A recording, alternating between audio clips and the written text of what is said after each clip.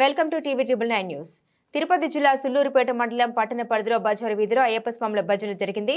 వందల సంఖ్యలో స్వాములు వచ్చారు. అంగరంగ వైభవంగా కన్నుల పండుగగా బజారు వీధిలో అఖండ భజన జరిగింది. ప్రతి సంవత్సరం కార్తీక మాసంలో ఇక్కడ భజన జరుపుతామన్నారు.